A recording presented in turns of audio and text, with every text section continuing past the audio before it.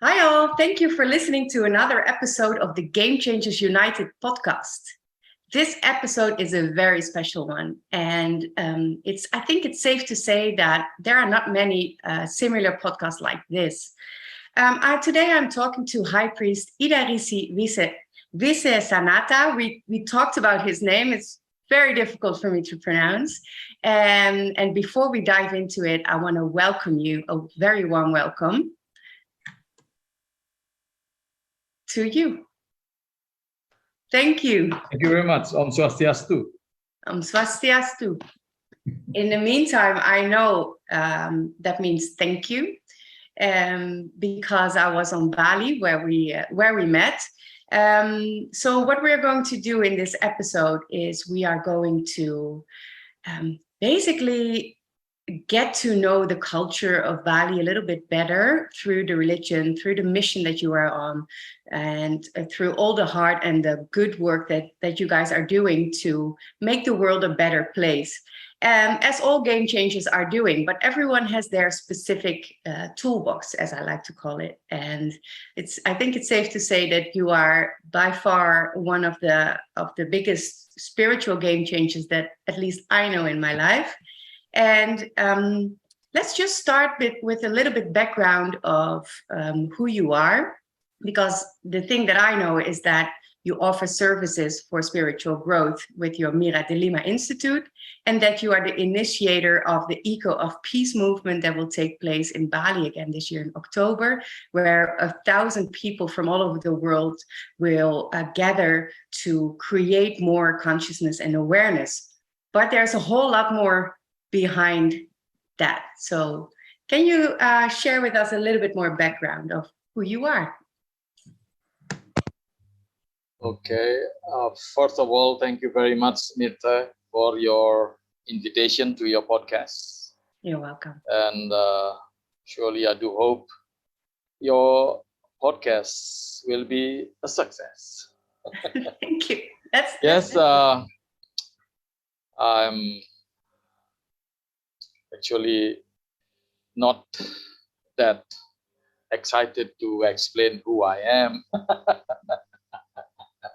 Well, I'm just a common high priest, a Hindu high priest in Bali. It's called a Siwa Buddha high priest. I used to be a businessman. I became a high priest from the year of 2017. Yeah. And basically, I dedicate my whole life, to the service to the community, not only to the Hindu people, to the community of Hindu, but just to the people and to the universe. My main job is praying. Your main job is praying. Did you say that? My main job is praying. Pray to the people, to the universe, to the underworld, to the higher world, basically to the universe, by uniting ourselves. Basically, that is the main job of the high priest. And then beside, I'm giving a kind of advice to the people who come to my house, and then giving them a kind of, maybe you call it water blessing or water purification for them, who have spiritual illness or confusion in their life, whatever they feel. Basically, a spiritual call for them to have that kind of purification.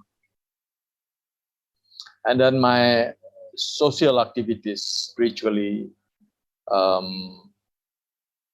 like the one that you mentioned, which is the Eco of Peace. The Indonesian title or brand of the movement is Gema Perdamaian. Literally, it's called Eco of Peace. It is a movement initiated after the bomb uh, after the bomb exploded in Bali in the year of 2002. In the And year then in the year of 2002. yeah, 2002, right? Yeah. 2001 was in New York, right? Yeah, in New York. And then that was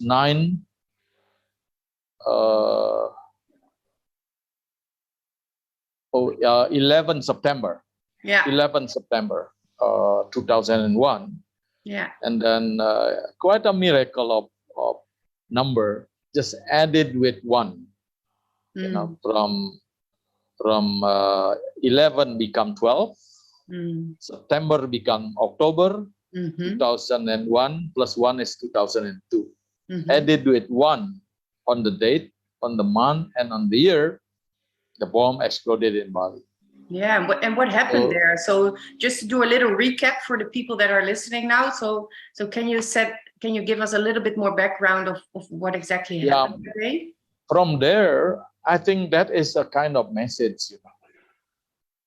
Why it happened plus 1? Who arranged this?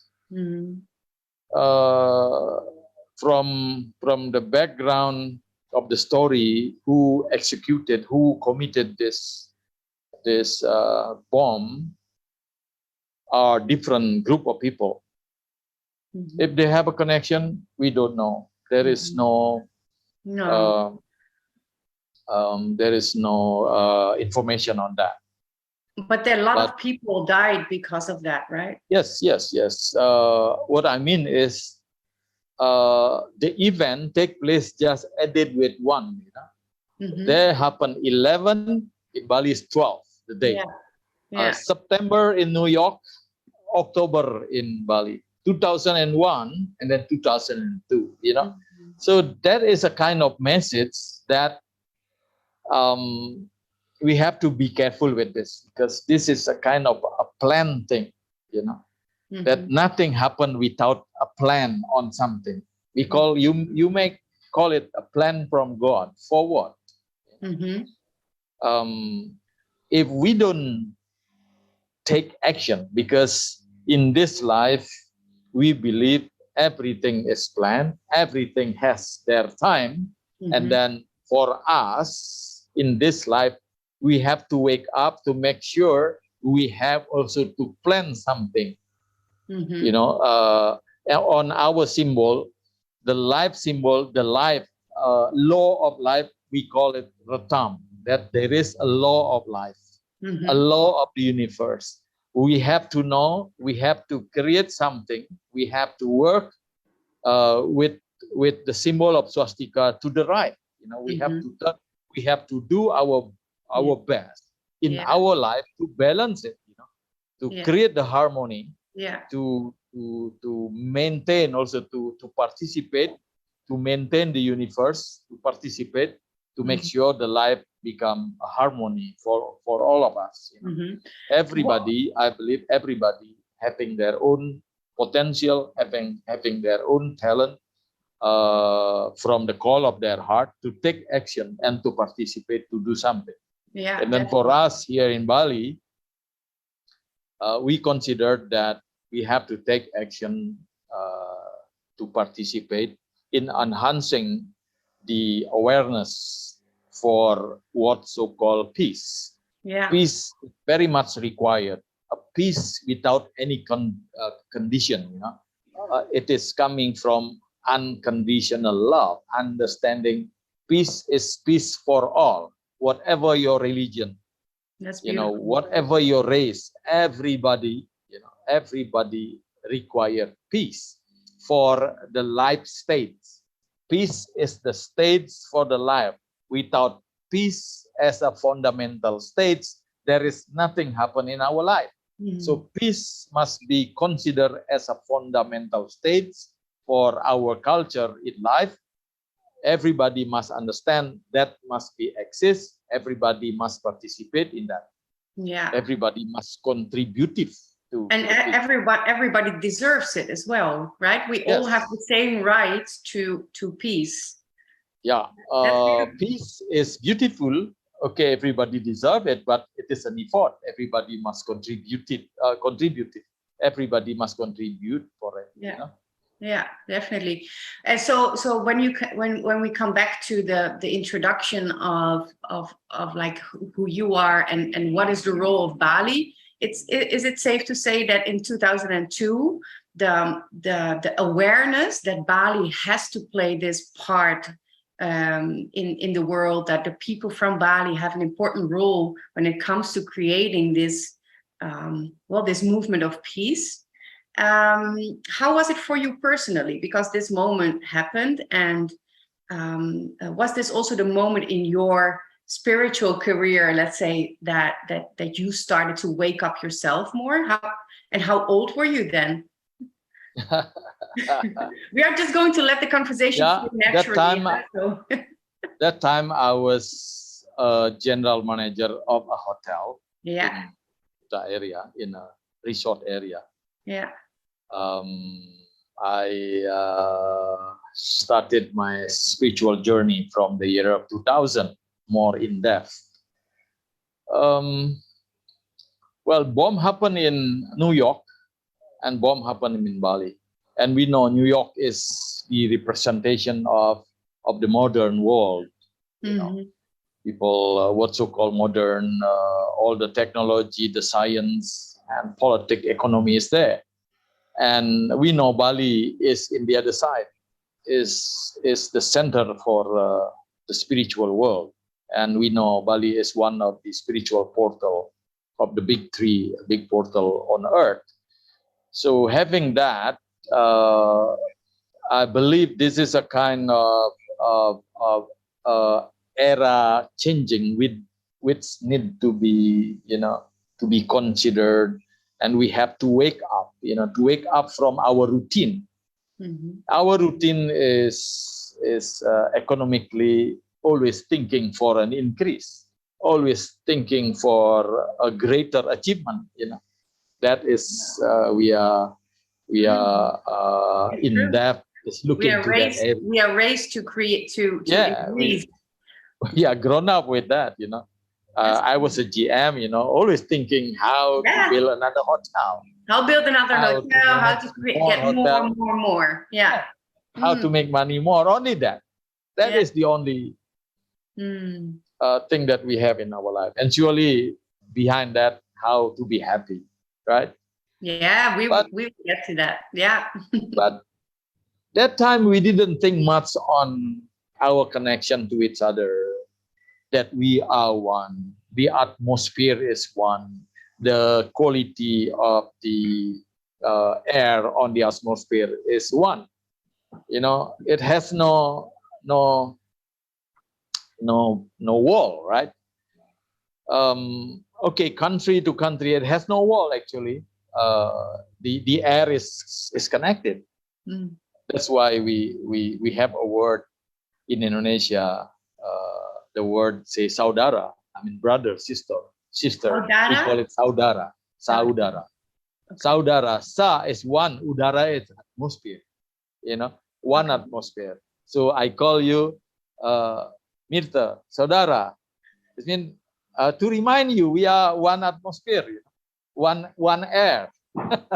We inhaling to one air. And I like that. There's no barrier. Although you wearing mask, in the pandemic, we are in the same one air. So I think this is a kind of reminder. The big bomb, really big boom in New York, boom in Bali, a kind of alarm, a wake up call for all of us. Hey, think something deeper in your life. What is the meaning of life? How to make your life better, because if everybody think about making a greater of achievement in terms of money and money only, one day, and then that's become late already, the life itself will be ruined or damaged because of nobody ever think sufficiently on how to protect and and to do something to maintain the Okay. earth, Okay. sufficiently. Idrisi, I'm going to share a little bit with the listeners, because we agreed on this the first time.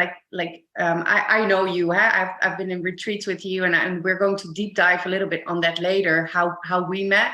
But I know that you have so much wisdom, and that we talked about. Like, sometimes I'm going to make a little translation for our listeners, to see if I understand it correctly. So is it correct that what you are trying to say is that instead of just living reactively, that these moments, like these bomb moments, force us to live and create and be more proactively when it comes to creating peace or creating happiness or creating more light, to create more awareness together? Is that a correct translation of what you were saying? That time, I mean, what I said is my thought after the bomb happened. Okay.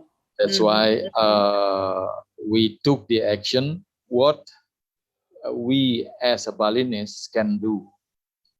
Okay. People in the world, people especially in America, up to them, up to the nature, to influence their mind. What are the action taken to make our life better? And then for us in Bali, we don't have the technology level like what the people has in America or in a more developed countries. But here in Bali, we have our culture more developed in how to maintain the universe. From our way is from the Hindu religious way, more from the ritual, more from the prayers. That is very important, for those who doesn't believe, for those who doesn't know, for those who are skeptical and don't understand, and then only think materially, they will say that nothing happened with the prayers. No. I'm very, very confident with that. I used to be a businessman myself. I worked with one international big brand. I used to work with the Hilton. I know the American, I know the European, the Australian. The way of their thinking. I know as science.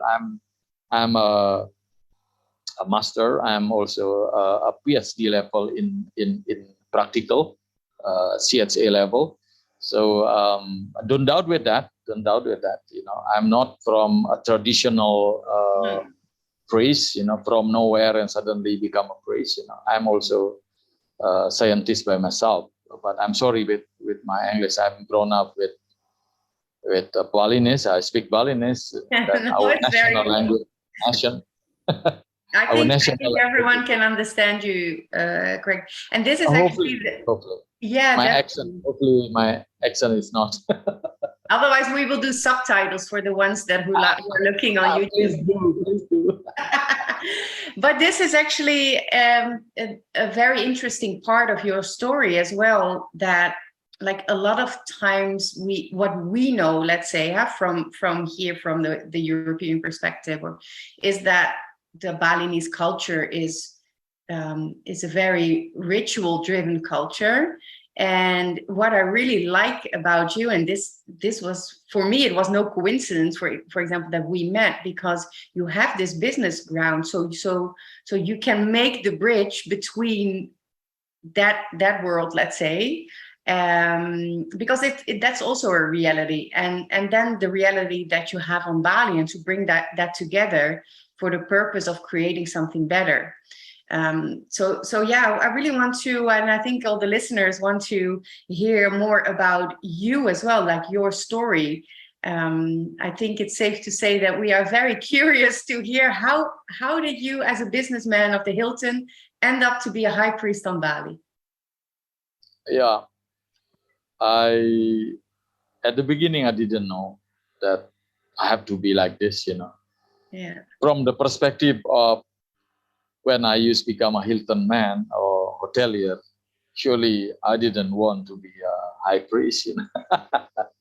No, because it's quite a change, right?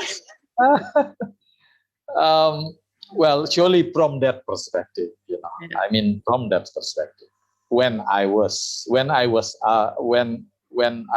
became, you know, then when I became a hotelier, at that time, I really enjoyed it very much, the Yeah. life that I had. And then if I were asked if do you want to be a high priest, that time I will say very clearly no. Although I didn't know 100% what is high priest, you know. Exactly. Yeah. So yeah. But from that perspective, surely I will say no. Yeah. But now, after I was forced to be a high priest, I was forced, I may say that, because after I really go to a spiritual study in depth in the year of 2000, I will say for good. I was for good sake of the life itself, because I'm connected to the life of the one, what so called, and then I have to understand what so called acceptance, surrenderness. I have to surrender in life. Yeah. Surrender, you know, for the one, you know, not only for God, but what I mean, one is the oneness of life itself. Not easy to explain that. You know. Then I took it. I decided, okay, to be a high priest. So I have to really change everything. No more commercial business. No more talking about profit. Yeah. Looking for profit. Yeah. No more trading. Not everything that we were used to, that what you said in the beginning, we were used to in Greece and to so you had to let that part, that's a big part that you had to let go. Now But more also, to service, servicing the people, and then try to practice ourselves to surrender and to live on the God hand and go with the flow. Go with the flow. And yeah, when you talk about we, you are also talking about your wife. She is also a high priest, and your two daughters. So your whole family 5 years, well, basically 5 years ago officially, but it's not husband and wife only. I mean, both of us become a high priest, and not my children. No. No. So it wasn't only for you. It wasn't you were the only one. Yeah, it's quite the change for a family. Yeah. Thanks God that my children understand it and support us. Yeah. Thanks God for that. Yeah. Although they sometimes complain. I know. I met your daughter, so we had a really good connection. I actually went for sushi with them, and your youngest daughter, she's now 12 or 13, right? And it's really amazing to see the different ages and generations and perspectives on it as well, and how they are like I've seen you guys working, dedicating your life and time and energy and love almost every moment of the day, every day, and that they are and I think this is really powerful that they still create their own life and their own identity within this dynamic, and you let them as well. That's really admirable. It just happened naturally. Yeah. Because of their understanding, although they complain sometimes. You never take me to mall, never take me to movie anymore. Because that is also something that comes with that, right? Like when you are a high priest, you cannot go to the restaurants or. Okay. We'll try to arrange that. Traditionally, the Balinese people treat the high priest is very, very strict. Traditionally, we have to respect that, and then we do understand why the tradition is like that. But being a high priest in a modern world and having the children a demand, we have to understand that. So we manage in such a way. So everything so far is in harmony. Understanding the strict tradition and understanding what is the perception of the children. Yeah. So we just try to be flexible. Yeah. To make everything is okay. Yeah. Yeah, it's really admirable. I have a lot of respect for how you do that. Thank you very much, Meta. You're welcome. You're welcome. And I think what you just said is very I don't know the English word, but you said like I'm a high priest in a modern world. Yeah, you said it. Yeah, surely the high priest tradition was created hundred of years, 1,000 years ago, from the perspective of 1,000 years ago. Okay. And totally used until now. Wow. Really, there is a difference on our background, different in situation, different in everything, So we have to understand the substance, why that tradition is created in such. What is the purpose? By knowing the substance and the substance of the purpose, then we know how to flexibilize it. Exactly. By maintaining the purpose. If we don't know the substance of the purpose, might be we just blindly do the tradition, the strict tradition, and then create a miserable life. For us, we don't want to have a miserable life. We want to have a sufficient support as well, because I have family, I have family, I have to responsible with that. I don't want to use the way, for example, the way there is a way of living the family, become a sannyasin, like Siddhartha Gautama, for example. His way is living the family, but my way is not living the family. I use the way of Grihastha. So more responsibility that I have to take, I have to deal with that situation, I have to deal with my economy. I have to deal with the responsibility in facing the responsibility in growing up my children, That is also an additional practice or additional responsibilities for me, not become a high priest and then I'm leaving everything, all of my responsibility which I created before become a high priest, and then I just leaving them.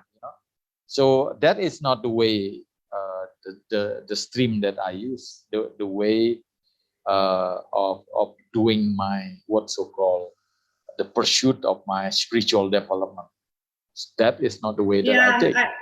So what you're saying is that you didn't just take it on and just sit it out, but you are trying to find a balance between your spiritual development, your human development, your father's development, perspective.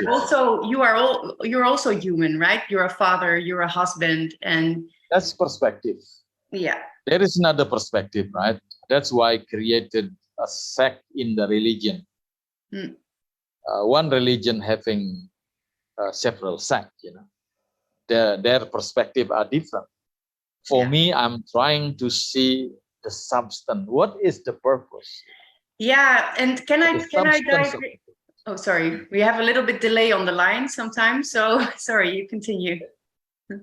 Yeah, I try to be flexible in understanding that. I don't want to waste my time to fight, and to consider my way is my best.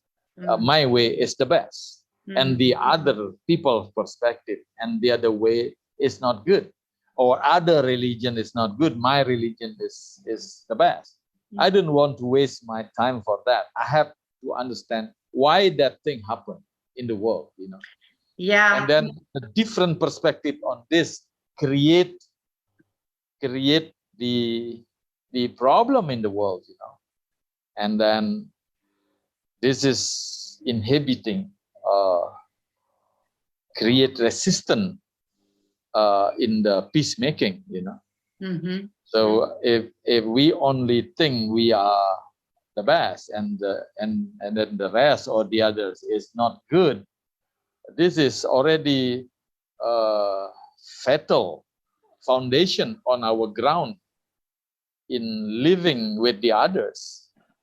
So we will see the others with a hate, with a hate, because the others are the sin maker. The Yeah, others are not good. we already gave them that role, so we already see them like that, and then everything that we do, we will do from that perspective. Is that what you mean? I'm touching that a little because I'm one of the initiator of the peace movement in Bali. Yeah. That bomb happened in New York and happened in Bali because of that situation, because a group of people think themselves is the best, loved by God only, and their group are only people who are loved by God. The others are the enemy of God, something like that. That's quite strange. This is a matter of education, how the religion is taught to them. Yeah.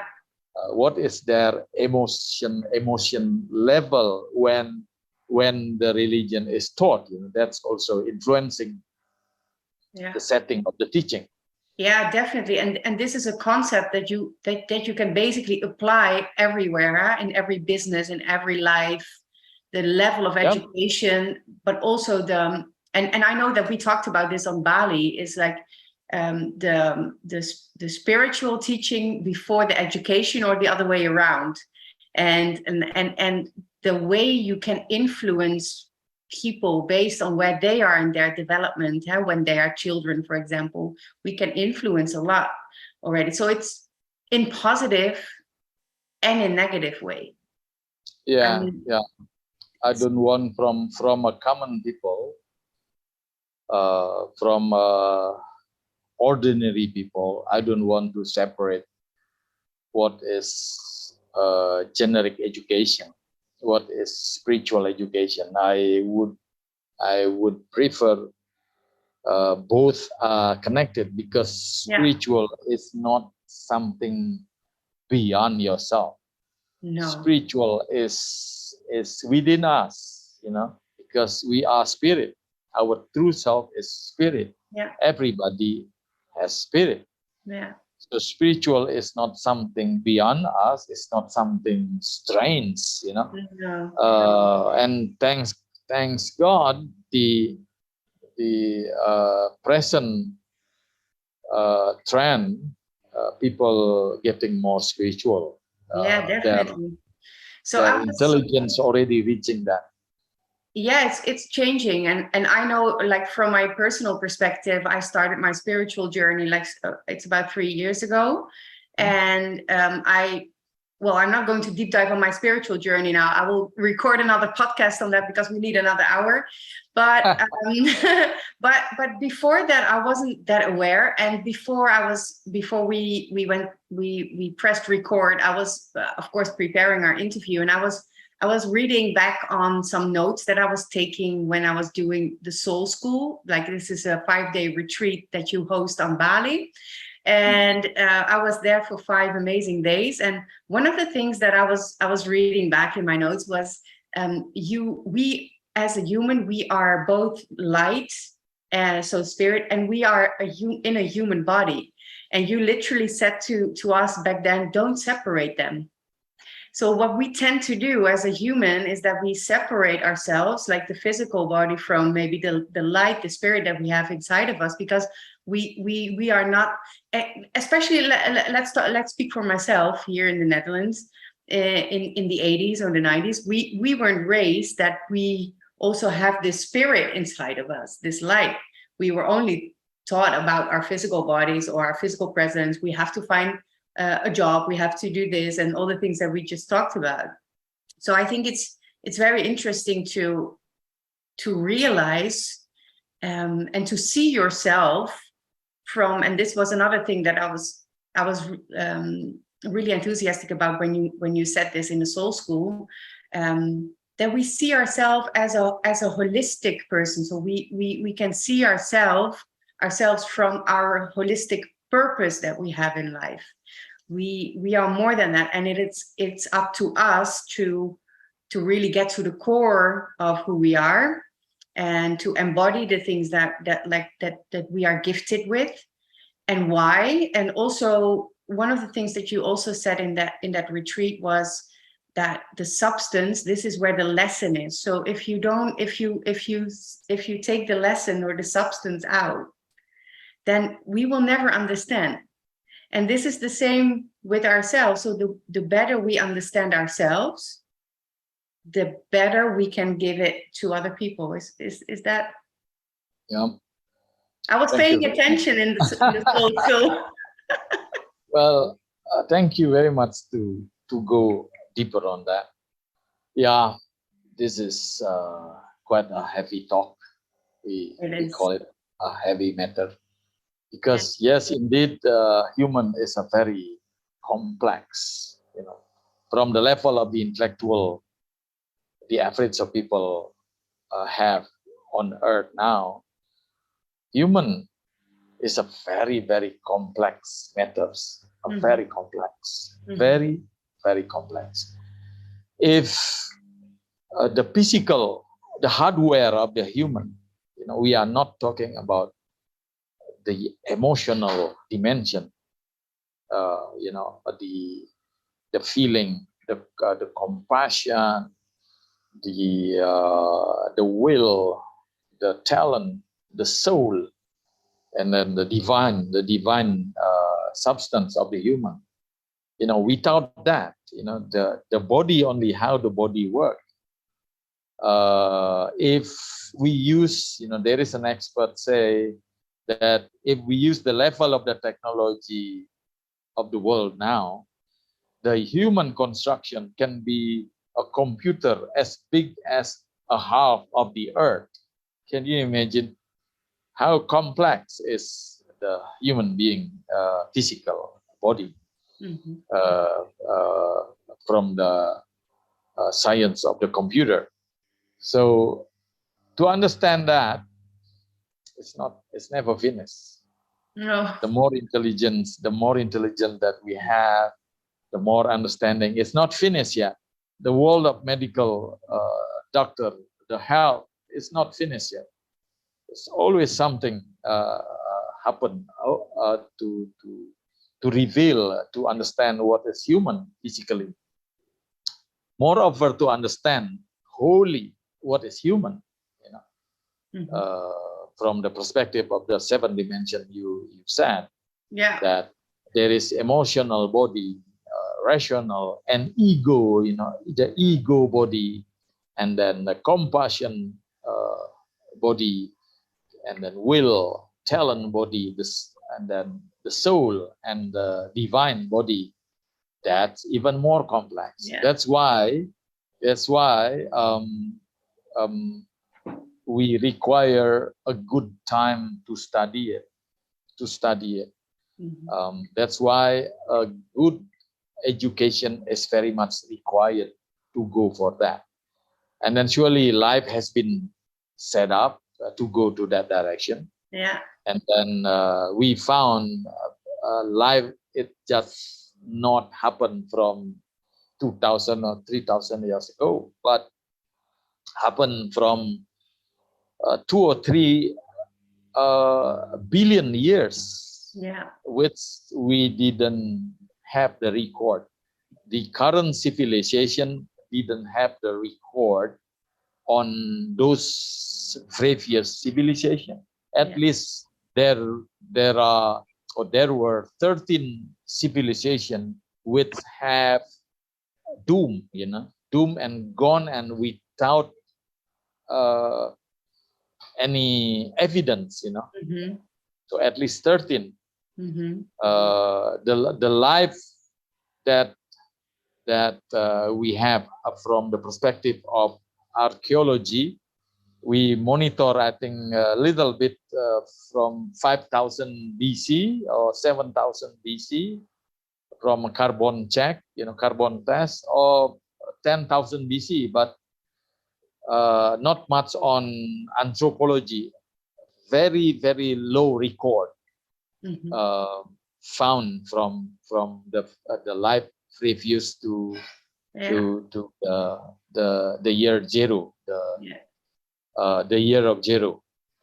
The life before that, very limited record found.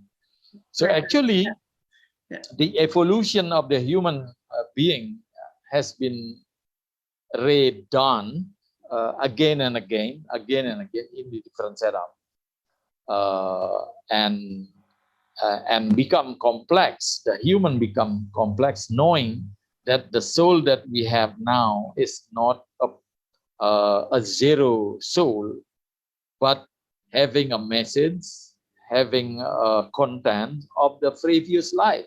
So the past life content is there. So that's make life become more complex. So prepare ourselves to the complexity by having a kind of mentality, not to quickly believe on something, not quickly also not to believe.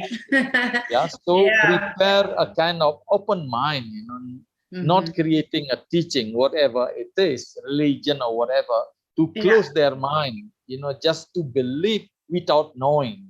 We have to open a little bit, let them observe what is the true life, what is the term, what is the law of the universe. What is the law of the universe? Understand. Let them speak. I think this what you just said is this is also what you started the retreat with, is do not believe me immediately, but do also not believe me.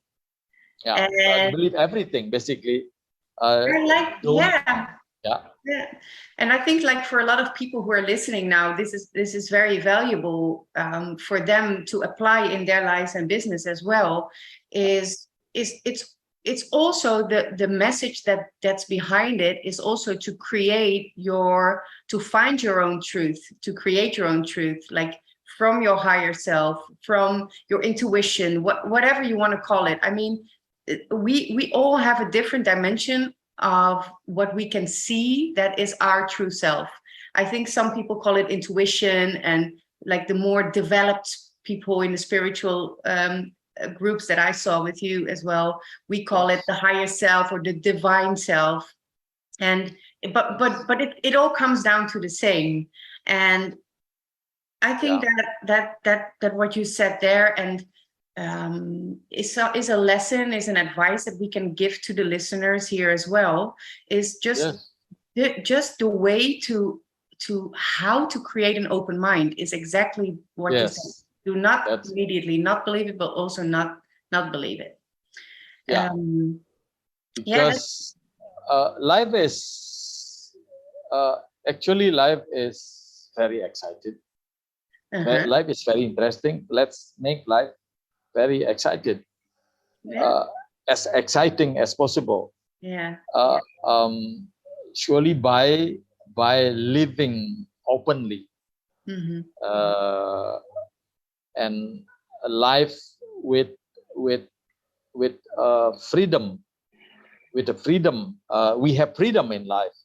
That is one of the rule, not to believe right away, with whatever. Don't with whatever. If you ask, how about this? How about whatever you say? No, don't believe right away, and also not to believe right away. Whoever try to convince you not to believe right away, and not to believe it right away. Because when you believe right away, it's mean you lock already your mind. It locks when you. That's it. When you not to believe, also when you not believe, also you lock your mind. You lock your mind. When you be decent, respectful, open mind, it is scientifically, it is a reference. Respect it. Respect it. Don't select it emotionally. Your emotion is not scientific approach. Just put your reference and observe the life observe your life, and you conclude, then the reference become a knowing. Yeah. Become a knowing, a true knowing, not only a belief. So Rsi, can I ask, like, how did you apply this technique, let's say, in your life when you started like more in depth to go on your spiritual journey? It's 20 years ago, so you were 40 then. I wanted to say 30, but that would be not right now. So you were 40. Like is this a principle, like, to keep the open mind, also that you used when you were studying through all the spiritual teachings and learnings that you went through? Yeah, I think this is a very basic stand, a very basic concept in life, in bringing our stand mentally, rationally, scientifically. Then how we call it knowing if we just believe on something? How we call it knowing if we just believe? How we call it knowing? Yes, sorry for the people who are listening. That's not a true knowing, because you just believe. No. You always make me think. Yeah. For example, this food is delicious. Okay, just say, yes. Yeah. Especially if the one who say that, an expert, food tester expert, a chef or whoever, okay. And then to know it's really delicious, you have to try, right? Yeah. But if they try to convince you, believe me, please, whoever they are, whatever the way they push you to believe, just respect them. Don't close it to 100%. Oh, they look like a very decent person, very good person, a good chef, Chef, he knows what he's talking about. Yeah, don't take it 100%. You may take it maximum to 99%. So, but what you were saying, yeah, but you have to try first. Yeah, exactly that. It's so simple. Take the food, then it is good. Maybe for the other people good, maybe for you it's not good. Yeah. So it is also something that you like, something that you don't like. You cannot be forced. This is delicious for your taste, is not delicious for the others, because you born not to like it. But for me, I don't like it. Well, I remember the sticky green rice that you liked so much. You were saying, "Oh, this is delicious." That's the durian. And I was like, fruit, "Oh, it doesn't look really delicious." And because you are born also. Exactly. Some people born to like the durian fruit, the stingy. That fruit, they born to like that fruit. And based on my research, 40% of the people in Indonesia born to like that durian fruit, very stink smell. They, for those who like that, they said yes, very nice, very delicious. And around 35% of the people born not to like it. Can you imagine? Then people start to, with that research, I explained to the people, they start to realize that they born to like that specific fruit, and they born not to like it.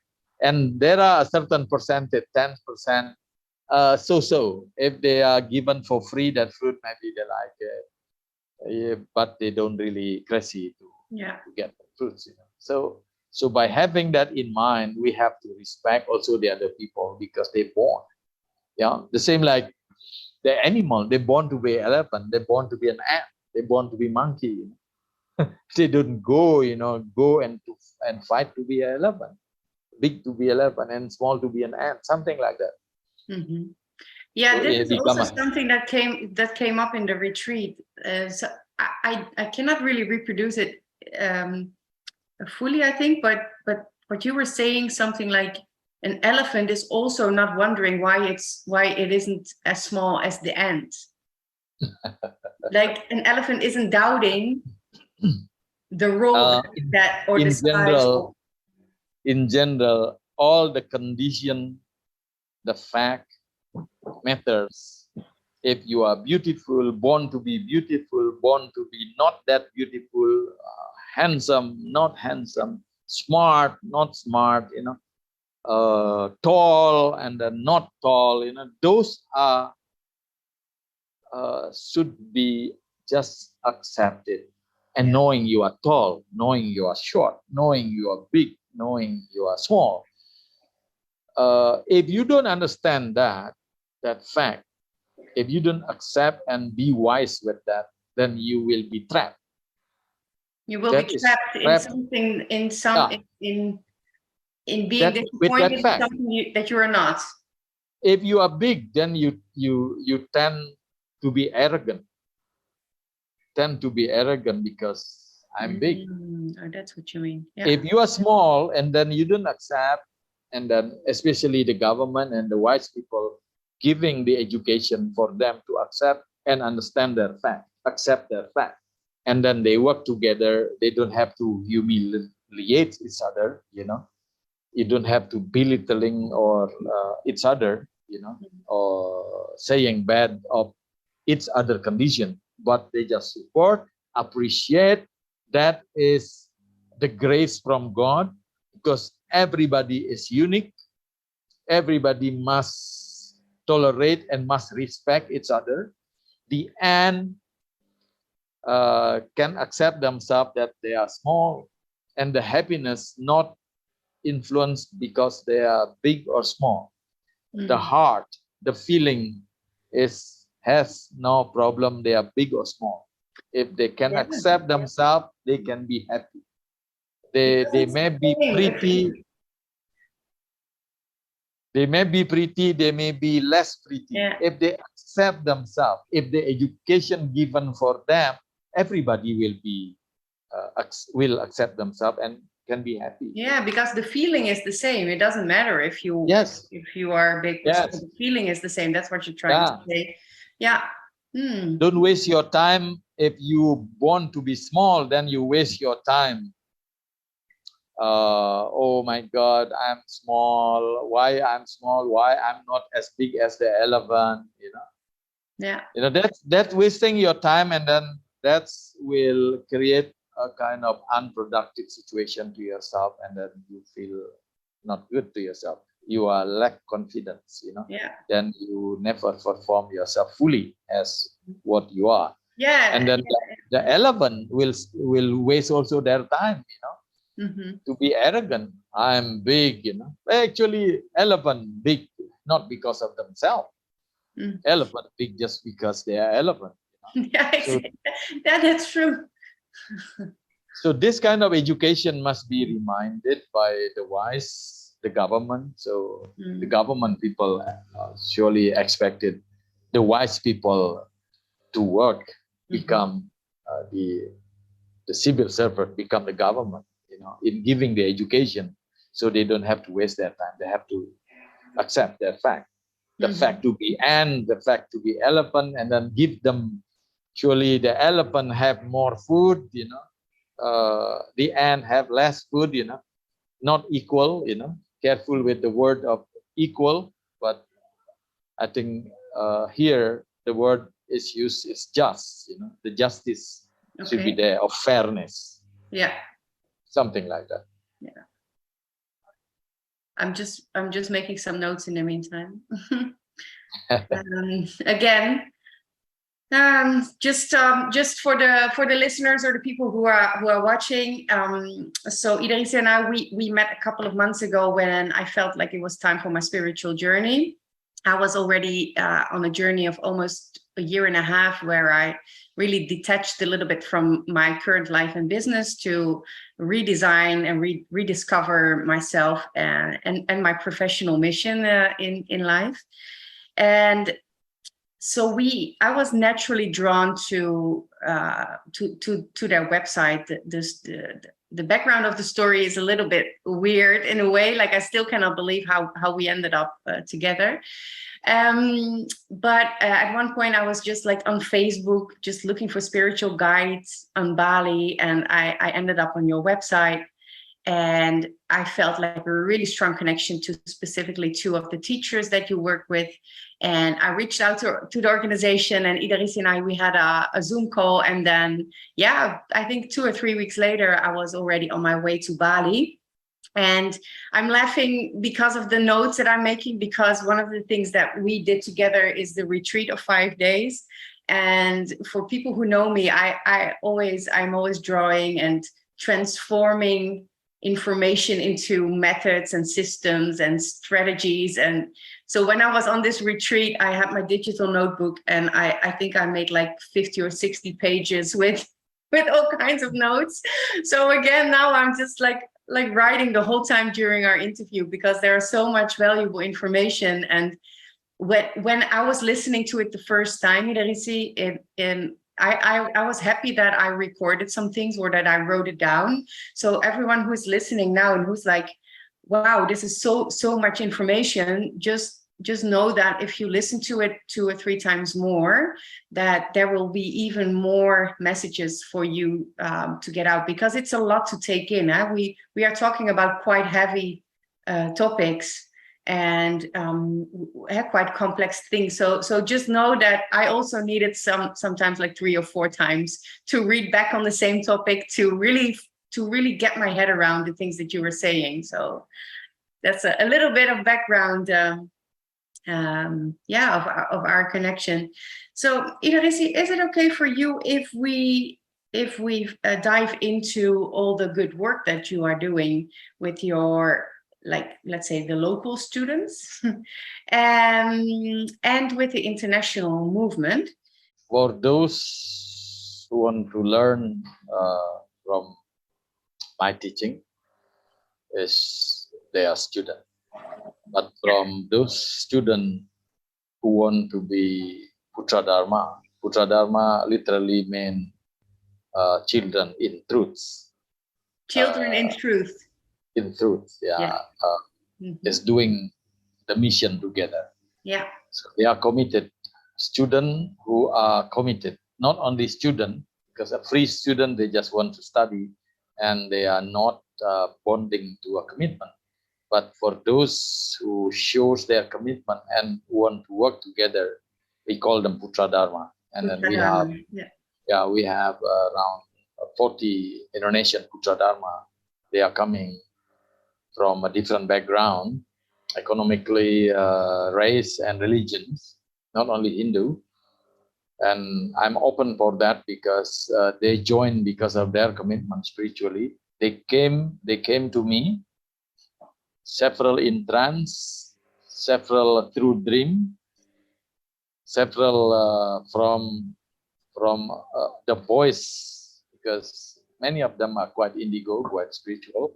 Yeah. They listen to a voice, and then they are they are instructed to join. Because they don't even know you. Some of them didn't even know you back then. So that's good to realize for the people who are listening. And it's quite a difficult concept for us sometimes, I think, to That's the fact. Sorry? Like you, that is fact now. Yeah. That is called spiritual, like Nirta, for example, you didn't know me, right? I didn't know you. It was a process, a real process, to make us connected.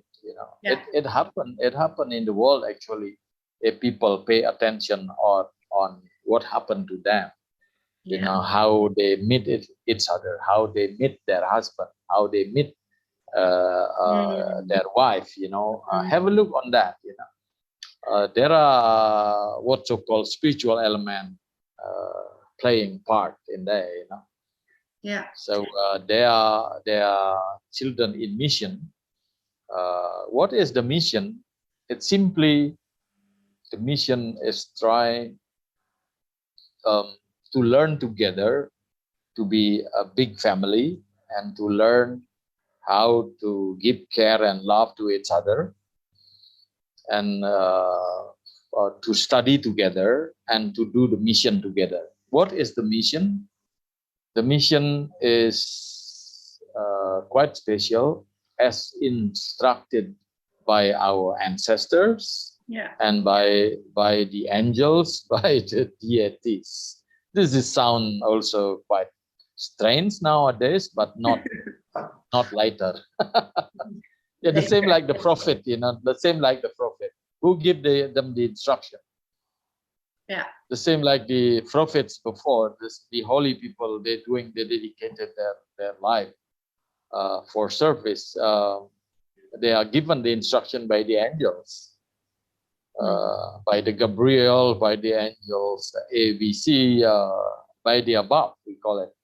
And also like that, I openly saying that because that is the fact now in our spiritual life. We are guided, we are instructed to do what and what. And mainly is for maintaining the universe, mainly for the good of the people and the earth and the universe. What are the thing and how we do it? It's usually simple, very simple. Mainly prayers, a little rituals, humanity, environment thing, helping, healing people, something like that.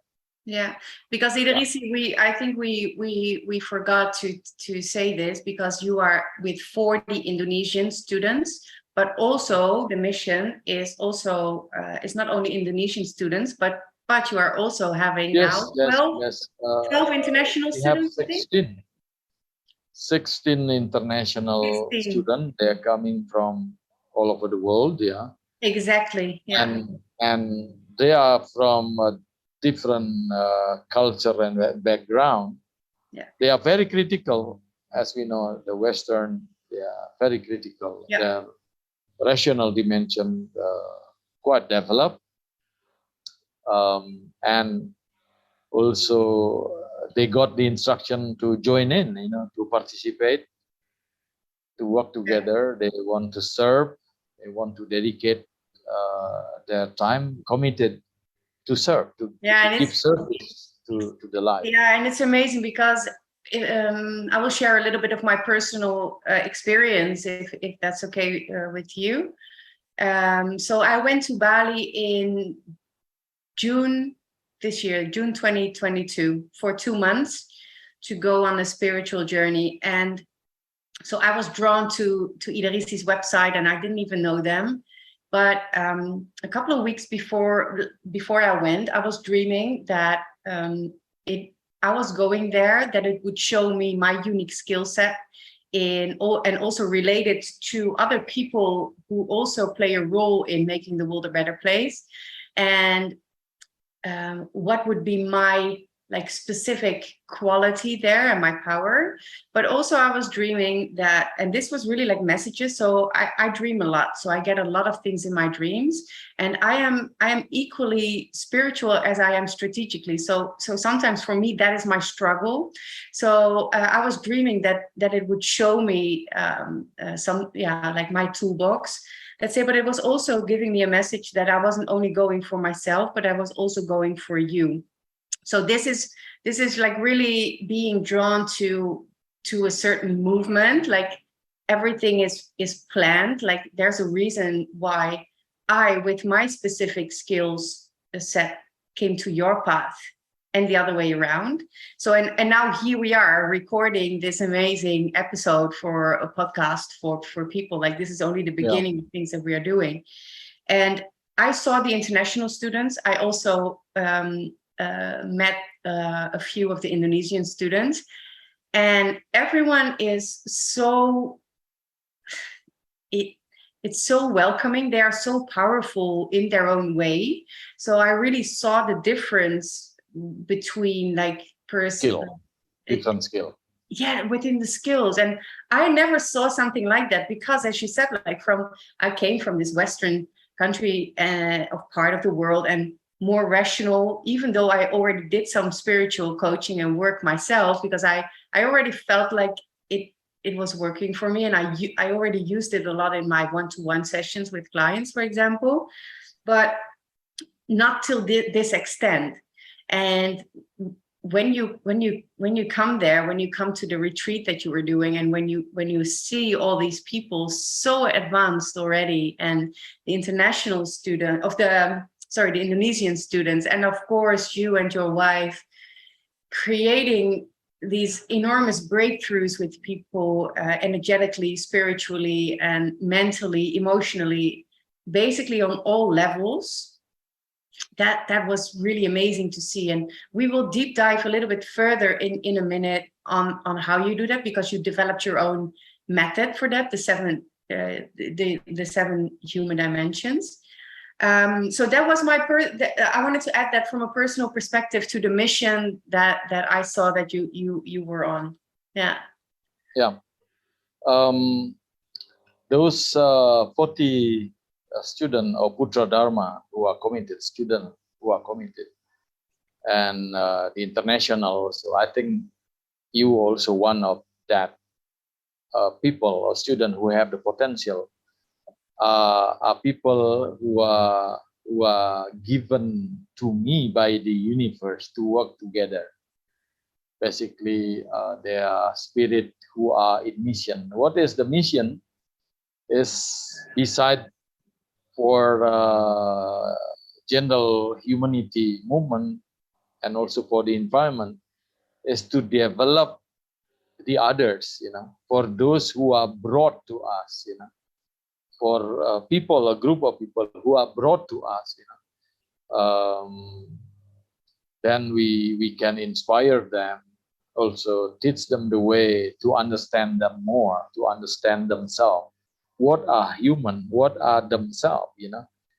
Simply, people now is seeking for happiness, for a better situation of life, or in short, they are looking for happiness. What is happiness? Happiness is a good end, but to have that end, to have that happiness, a long way and a very complex way to go there. We have to understand the complexity of ourselves, to understand what human is. We have to know that, we have to study that, we have to create a system by ourselves, and we have to be honest, and we have to be very disciplined with that. Firstly, we have to honor ourselves, we have to respect, we have to love ourselves. Then before you respect the others, before you love the others, we have to start to respect and to love ourselves before we do it to ourselves, to the other people. Mm-hmm. So to be happy, and to make the life become more exciting, we have to understand who we are.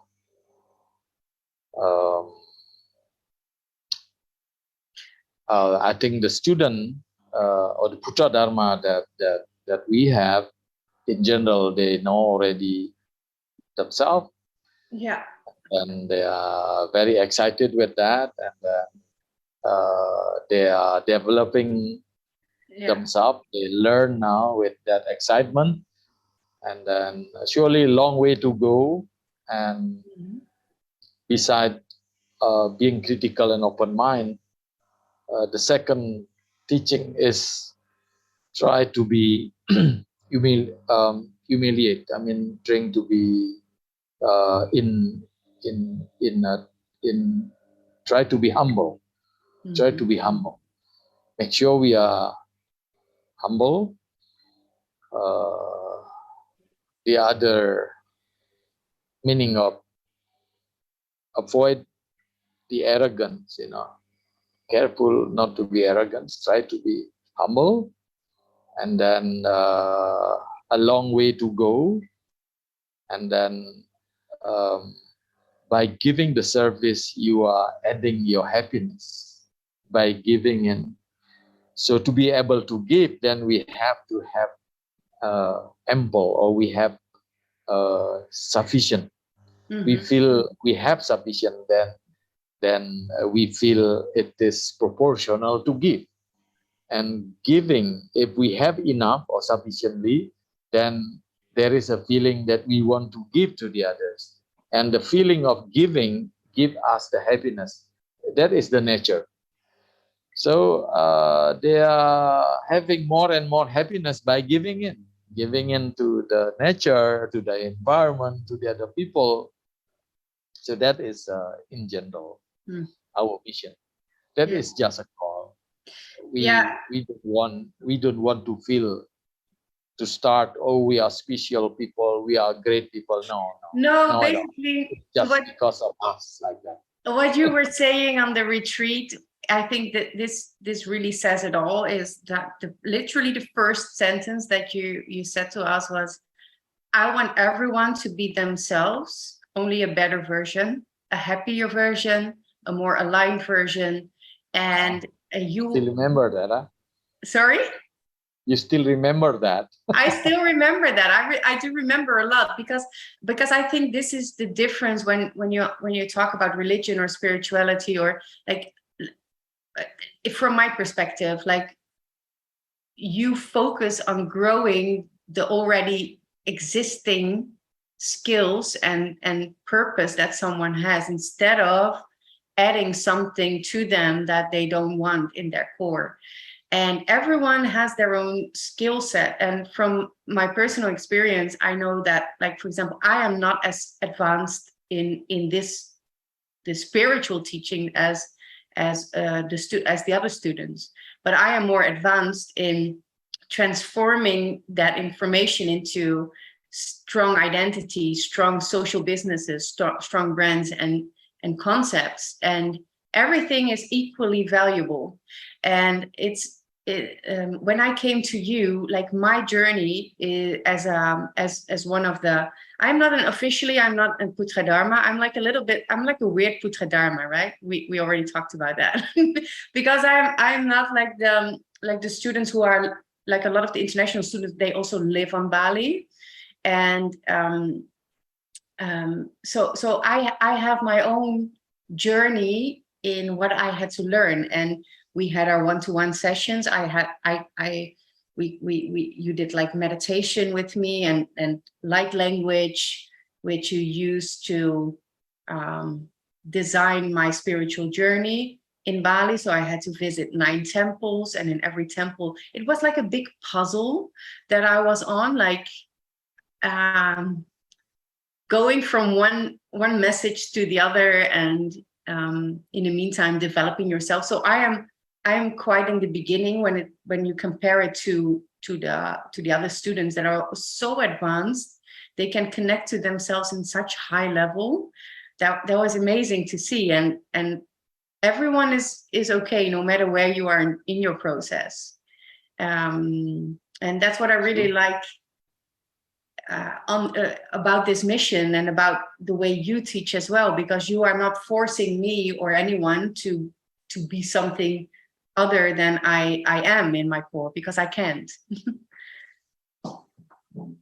This is not military. Sorry? So I cannot. This is not in military world, so I cannot force you to do it. No, exactly. No. But it's the same. I like because you teach from a growth perspective, and that's what I do as well. In when I work with my clients, I do the same. So you have, like, the students that have the one-to-one sessions. You have the meetings with them. You have the rituals, like an inauguration, when they enter a certain level of, I don't know how to say it.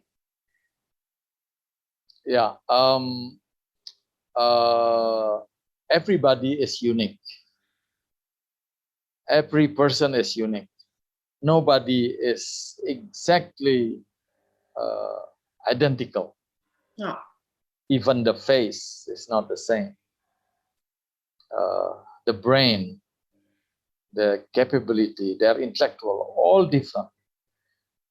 But they can be group. They can be group or in a division. In their mission, in their project, they can be in a group or a mission. But for development, I always prepare a one-to-one session development for them. Yeah. And after they reach a level where their commitment is already 100%, they are committed, they surrender, they want to commit their life to the true life. They listen to their heart, they listen to their spirit, and they call spiritual, then there is a ceremony, we call it in English inauguration. Yeah. So there is a new name given to them by the above. It's not from me mentally, but from the above. To give them the sign or a mark for them that they are now become a committed person. To commit to be spiritual, but don't get me wrong, to be spiritual, you have to love yourself, you have to love the others, and make sure you perform to make yourself happy and make the others happy. You have to love the earth and the universe. You have to be success in taking care of yourself, taking care of the others, your family especially, to be success in your career, and to be a good citizen. Respect your government. You may be critical, but you have to respect the system, respect your law. In general, you are committed to be a better version of you. Yeah. There is no point of return. Basically, simple teaching. That's true. And you listen to your heart. Your capacity is enhanced. You know what so-called capacity enhancement. And then by become spiritual, your capacity is enhanced. And don't get me wrong, also proportionally, not like in the past. When you become spiritual, you become a strange person. You become eccentric. You don't care with yourself. I ask them, I recommend them, take care of your body. Take care of your physical dimension. Be beautiful, be handsome, be healthy. Take care of your physical. Have a 6 packs if you want. Physically healthier than before. Careful with the food and the drink that you consume. Take care with your stress management. Take care with your sleep management. With all of those. To be a true learner, what is idealistic for life, which suggested by the religion, suggested by the science, in a healthy life, good life, get the substance, learn. Make sure you learn what is good for you.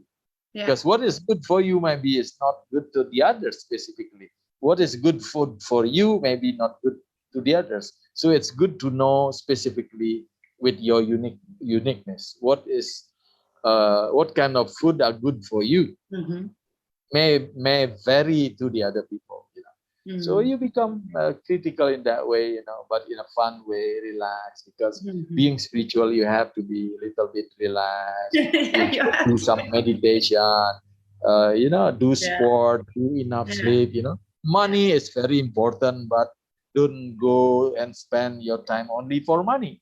Because you make sure every day you have a proportional life. Proportional sleeping time. Make sure your life is proportional. Enough sleep, enough food, enough rest, and you balance that. That's require system, require knowledge to understand that, and how to proportionate it. How to make it proportional. And I think this is a really, really nice explanation of your method. It's called the 7 dimensions. So you identified 7 dimensions that we all have as a human. that we need to nurture, take care of, get to know better.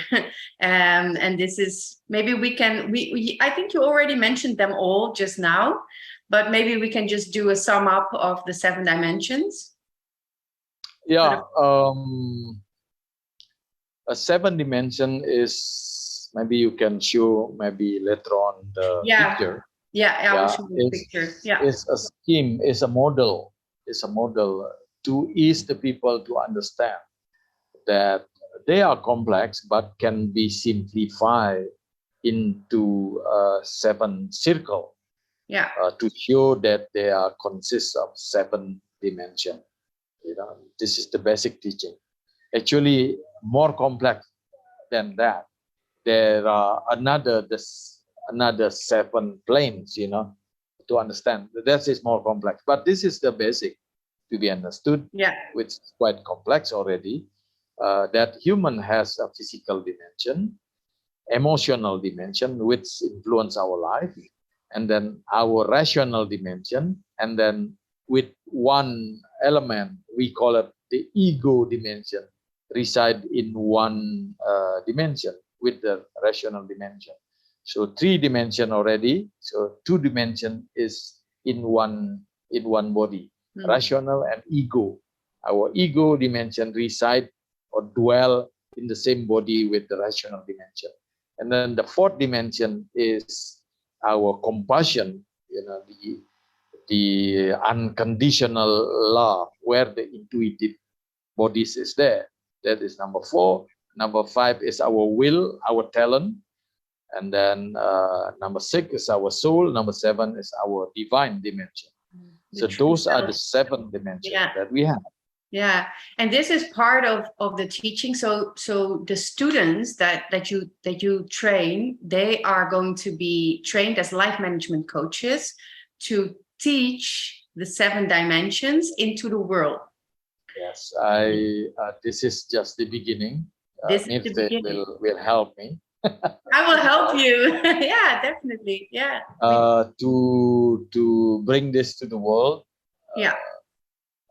So we'll try to make this a simple teaching on this, and try to teach as many as possible what so-called life management coach to understand on this teaching, and then they teach to the world this simple teaching, and to give the people on the understanding to themselves, and then to train themselves in that way, so they become a better person of themselves, become a happier person, a healthier person, smarter person, and also more spiritual. Yeah, more spiritual and more holistic purpose. They do understand the purpose of their life. Exactly. Yeah, and I think the power of this mission is the fact that it comes from such a strong background. It comes from Bali. It comes with all the history and all the ancestors and all the traditions and everything into the I think world. All in support. Exactly. I speak to religious people. They are in support to this, because by understanding this, you will respect yourself more, and then you will respect substantially your religion. Whatever your religion, you will respect your religion more. You will understand your religion. Yeah, definitely. Not from the skin, understanding why the religion is set as such. Then you become more critical, more open, and more in support to your life, definitely. Holistically. And therefore, you can pass it on to others. You can inspire others. So it's just like paying forward, like pay it forward. So, Rsi, to a little bit more about this mission, because what you're going to do, I'm going to help you, because you're in the beginning of this mission. You just wrote a book. It's only in Indonesian right now, so it's literally when we are recording this episode, and we are now in September 2022. There it is. Oh, can you hold it a little bit more, a little bit back? Oh. Oh, I think there it is. And this is so nice with your face here as well. So for the people who are only listening, this is also recorded and you can find it on YouTube. So you will see Rsi's smiling face with the book in front. It's called Total Happiness Inside. And the book is currently being published in Indonesian and being translated now to English. And from there, we are going to translate it into different languages. We are going to make the Dutch version, of course. I mean, this was my task. Thanks for the translator. Yeah, exactly. So the book is actually like an accessible way for people who are not your students to get to know the dimensions, to get to know the philosophy behind it, and to also use it in their day-to-day practice. So we have the book that that hopefully will come out in the next year, so in 2023. But we also are starting now to get the ideas for the seminar that you want to organize, the seminar on Bali. So can you tell a little bit more about how can people learn from the mission, benefit from the mission, let's say, who are not your students? So how can they lift off on this mission as well? Yeah, as I explained before, that we will create a seminar.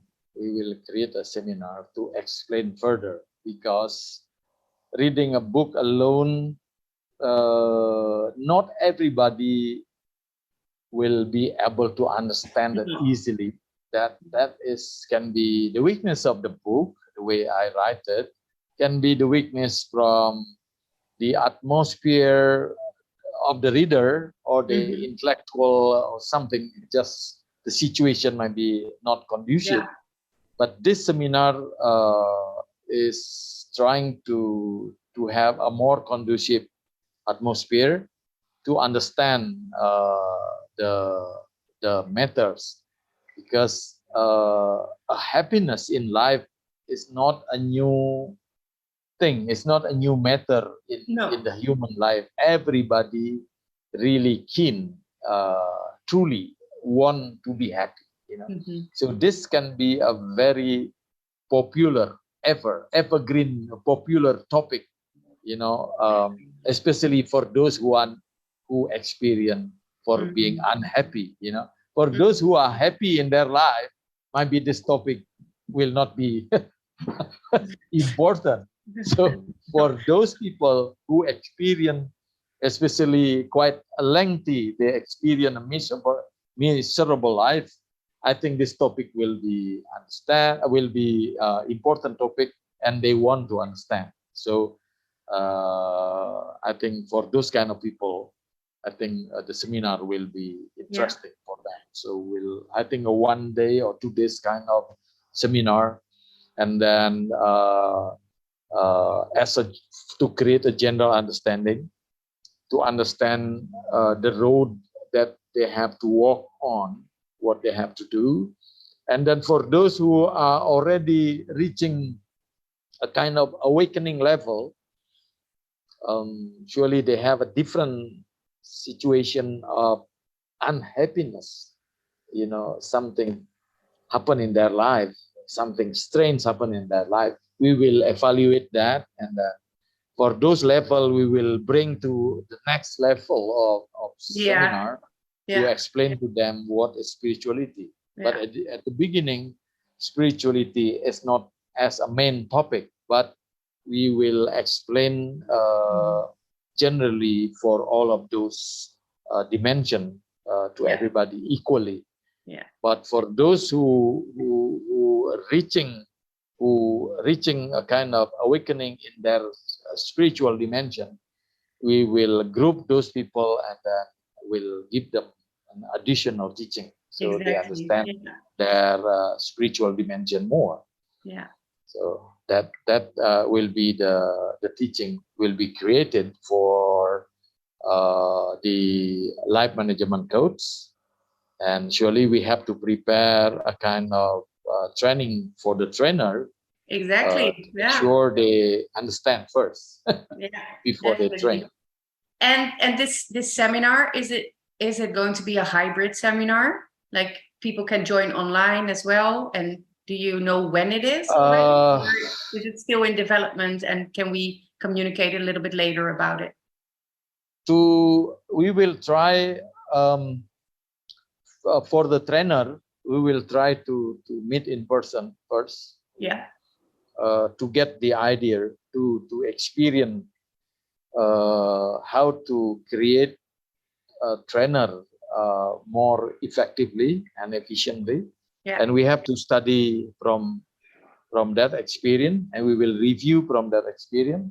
After we find the way, surely there is very possible Yeah. to teach later Yeah. on online for creating the trainer. Yeah. And also Yeah, a seminar. I mean, it's in these days, and this is what we're going to work on as well, is how can we make the teachings online accessible as well, yes, until a certain extent, of course. I mean, it's different for the teaching part. So maybe we can just say, whenever someone who is listening is interested to know more, they can contact me, and I will make a first selection, and I will contact with you. I think that would be a good way, because I know that a lot of our listeners are people who are spiritually awake, who are interested in this topic, and who are more than ever willing to contribute, and that they can really be even more powerful when they develop this part of yeah, their yeah. self as well. For Um, those who feel that they are already touching the ground of spirituality, if they still confused, yeah, they may contact me. exactly. Good. Who knows? They want to come down to Bali, Yeah, uh, having a tour to Bali. we should organize like a retreat Yes, together, Idarisi. might be might be Mirta can arrange and create a kind of package for those who are interested in spirituality in Yeah, Holland and bring them to Bali, definitely. but So not more than 20. Eh? not more than 20, no. So one of the things that we talked about, and I think this is a good closure as well, because I think here everything comes together. So basically, like, very, very plain, I am a business coach for social impact. You are someone on a mission to make the world a better place. And Yeah. this is like the way we are getting together is, I believe it's constructed by the universe, or whatever you want to call it. Yeah. Yeah. And Why not, Nirsa? You can arrange or you can work with the other group of spiritual people in Holland. Why don't you arrange for them if they confuse, and then okay, bring them to Bali, yeah, and then yeah, let's yeah, go yeah, to a portal, spiritual portal, and yeah. then experience, Yeah, we can and then we definitely share. talk about it, because you have the soul school, and I was already making a joke to you when I was on Bali. We can create the soul business school as a sequence, because a lot of people who are spiritually gifted are not naturally entrepreneurial gifted. So that's You that's arrange that. that's the contribution that I would like to make, and I love it when it comes together in such a natural way as we are doing now, and we are just getting started. So I Yeah. will put all Count the on you on that. sorry. Count on you to do it You kind of me in to do Holland, it. in the Holland market. Yeah, definitely. So I'm going to make sure that all the information, if you are interested in the movement or in the soul school and everything around Idarisi, I will make sure that we will share all the contact details in the description of this podcast. And Idarisi, may I thank you so much for this very valuable episode. And I think we are going to make.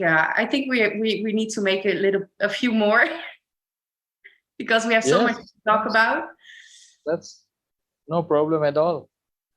I'm willing to share, especially Yeah, if you have your group of people who are interested, and then we have the talk in the Zoom, and we can share, with yeah, your people. No definitely, problem. You're definitely. welcome. Thank you. Stay with me because I'm going to end the recording and then I want to thank you again in person. So, Okay. yeah. Okay. See you in a bit.